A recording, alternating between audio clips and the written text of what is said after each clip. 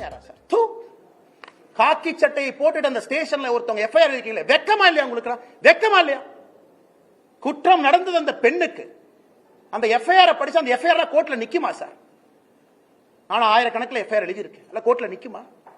அந்த பொண்ணு ஏதோ தன்னுடைய காதலனோடு பிரைவேட்டா ஒரு மொமெண்ட்டை ஸ்பெண்ட் பண்ணதாகவும் கிஸ் கொடுத்துக்கிட்டு இருந்ததாகவும் இவன் புதர் மறைவிலிருந்து வெளியே வந்து புகைப்படத்தை எடுத்து மிரட்டி, என்ன சார் என்ன இதான் ஒரு எஃப்ஐஆர் டிராஃப்டிங்கா?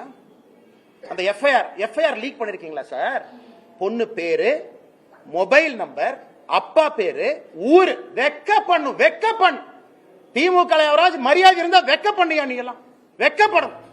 தொடர்ந்து செய்தியாளர் அன்பரசன் இணைந்திருக்கிறார், அவரிடம் கேட்கலாம். அன்பரசன், நீங்க இந்த அண்ணா பல்கலைக்கழக விவகாரத்தை ஆரம்பத்திலிருந்தே ஃபாலோ பண்ணிட்டு வரீங்க. இன்னைக்கு இந்த செய்தியாளர் சந்திப்பின் போது அண்ணாமலை எழுப்பிய முக்கியமான கேள்வி போலீஸ் எஃப்ஐஆர் எப்படி வெளியே வந்தது என்பதை ஒரு முக்கியமான கேள்வியாக அவர் முன்வைத்திருக்கிறார். அதிலும் குறிப்பாக அந்த எஃப்ஐஆர் உடைய தகவல்களை எடுத்து பார்க்கும்போது அந்த பாதிக்கப்பட்ட மாணவி மேல ஏதோ தப்பு இருக்கிற மாதிரியான விஷயங்களை எஃப்ஐஆர்ல குறிப்பிட்டிருக்காங்க என்றும் அவர் குறிப்பிட்டு சொல்லியிருந்தார். அந்த எஃப்ஐஆர் தொடர்பான தகவல்களை வச்சு அண்ணாமலை எழுப்பிய கேள்விக்கு காவல்துறை தரப்பிலிருந்து ஏதேனும் பதில் இருக்கா?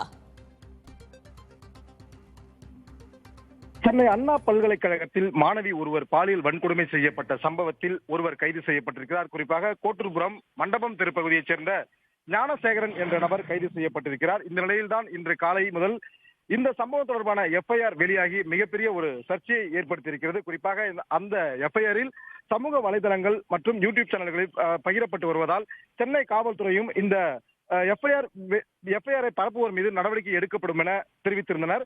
இந்த நிலையில் தான் தற்போது பாஜக மாநில தலைவர் அண்ணாமலை அவர்கள் சற்று முன்பாக செய்தியாளர்களை சந்தித்தார். அந்த செய்தியாளர்களை சந்தித்த போது அவர் பல்வேறு கருத்துக்களை முன்வைத்திருந்தார். குறிப்பாக இந்த எஃப்ஐஆர் எப்படி வெளியே கசிந்தது, காவல்துறைக்கு தெரியாமல் இது கசிவதற்கு வாய்ப்பே இல்லை என அவர் தெரிவித்திருந்தார்.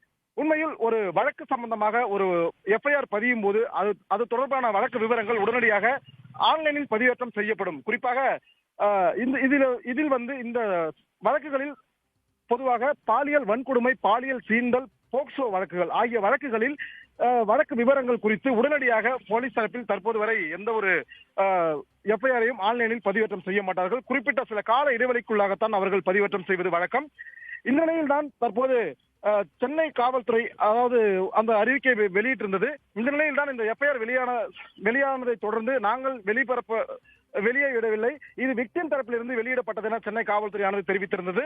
ஆனால் இந்த சம்பவம் தொடர்பாக சென்னை காவல்துறை தங்களது இணையதளத்தை, அந்த எஃப்ஐஆர் பார்க்கக்கூடிய அந்த இணையதளத்தை முற்றிலுமாக தற்போது முடக்கி வைக்கப்பட்டிருக்கிறது. காலையில் வந்து அந்த இணையதளத்தில் எஃப்ஐஆர் மட்டுமே முடக்கி வைக்கப்பட்ட நிலையில் தற்போது அந்த வெப்சைட் முற்றிலுமாக முடக்கி வைக்கப்பட்டிருக்கிறது குறிப்பிடத்தக்கது. இந்த விவகாரமானது தற்போது சர்ச்சையை எழுப்பி வரும் நிலையில் சென்னை காவல்துறை நாங்கள் இதை வெளியிடவில்லை என அவர்கள் தெரிவித்திருக்கிறார்கள். ஆனால் தற்போது பாஜக மாநில தலைவர் அண்ணாமலை அவர்கள் தெரிவித்தது என்னவென்றால் இது முழுக்க முழுக்க போலீசாரால் தான் வெளியிடப்பட்டிருக்கிறது. அதாவது ஆன்லைனில் பதிவேற்றம் செய்திருக்கிறார்கள்.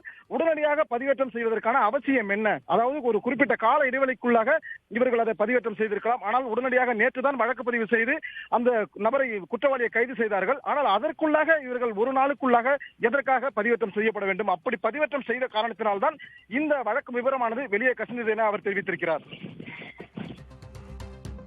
தகவல்களுக்கு நன்றி அன்பரசன். அண்ணா பல்கலைக்கழக விவகாரம் தொடர்பாக ஆளுங்கட்சிக்கு பல்வேறு கேள்விகளை எழுப்பியிருக்கும் பாஜகவின் மாநில தலைவர் அண்ணாமலை திமுக ஆட்சியை அகற்றுவேன் என்றும் சூளுரைத்திருக்கிறார். பல்வேறு விஷயங்கள் குறித்து அவர் சபதம் ஏற்றிருக்கிறார். அது தொடர்பான நேரலையை நாம் பார்த்தோம்.